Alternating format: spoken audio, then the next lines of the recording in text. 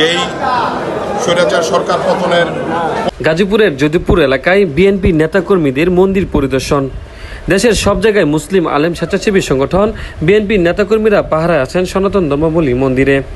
বিএনপির নেতাকর্মী ২৬ নং ওয়ার্ডের কাউন্সিলর হান্নান মিয়া হান্নু তিনি বলেন, এই দেশ আমাদের, এই দেশের মানুষ আমাদের। অন্যান্য ধর্মের মানুষ হোক কিংবা মুসলিম ধর্মের মানুষ হোক, দিন শেষে আমরা সবাই মানুষ। আজকের মন্দির পরিদর্শন করেন গাজীপুর মহানগর বিএনপির সাধারণ সম্পাদক গোলাম মাওলা রনি। তিনি বলেন, যেই স্বৈরাচার সরকার পতনের পর থেকে যেহেতু আইন শৃঙ্খলা পরিস্থিতির কিছুটা অবনতি ঘটছে, এখানে কোনো থানায় কোনো পুলিশ পাওয়া যাচ্ছে না।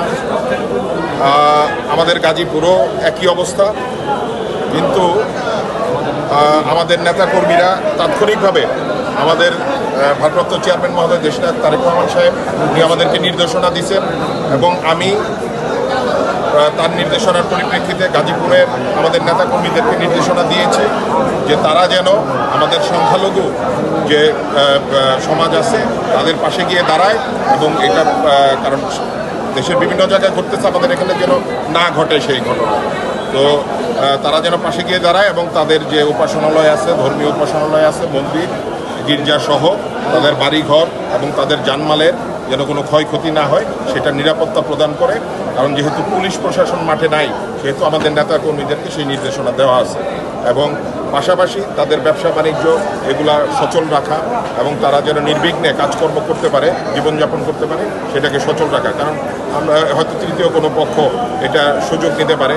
এখন অনেক জায়গায় লুটপাট ডাকাতি চলছে, যেহেতু প্রশাসন কাজ করতে পারছে না, তো সেই বিষয়টা নিশ্চিত করার জন্য আমরা বিশেষ নজর দিচ্ছি। আমরা এখন বর্তমানে কৃপাময় কালী মন্দিরে আছি এবং আরও অনেকগুলো জায়গায় আমরা যাব। হ্যাঁ, এরপরে আমাদের গত 2 দিন ধরেই আমাদের টঙ্গীতেও আমাদের নেতাকর্মীরা, বিভিন্ন থানার নেতাকর্মীরা তারা গিয়েছেন এবং তাদেরকে আশ্বস্ত করছেন। আমিও আরও এই আগামী 2-4 দিনের মধ্যে সব মন্দিরগুলো ইনশাল্লাহ। যে আপনি দেখেছেন যে সারা বাংলাদেশে অনেক গুজব ছড়িয়েছে সংখ্যালঘুদের নাকি আপনি অত্যাচার করা হচ্ছে, সেই বিষয়ে কি বলতে চান?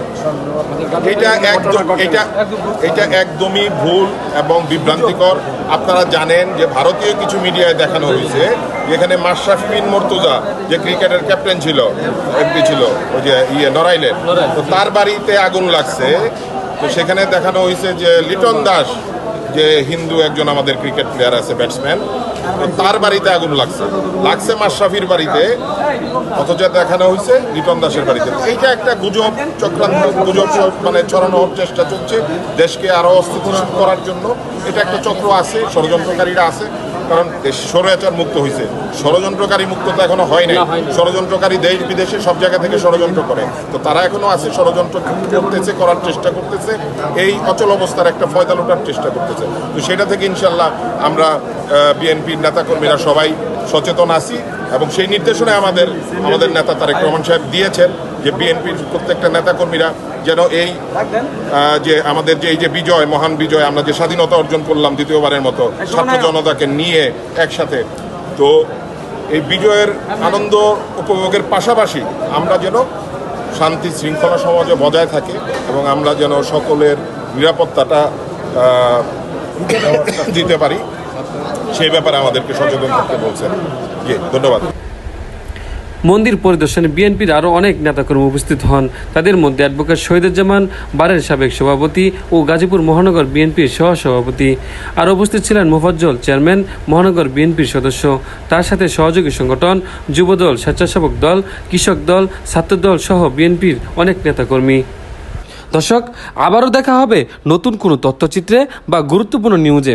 এ পর্যন্ত চোখ রাখুন সরেজমিন বার্তায়। গাজীপুর থেকে আহমেদুর রহমান।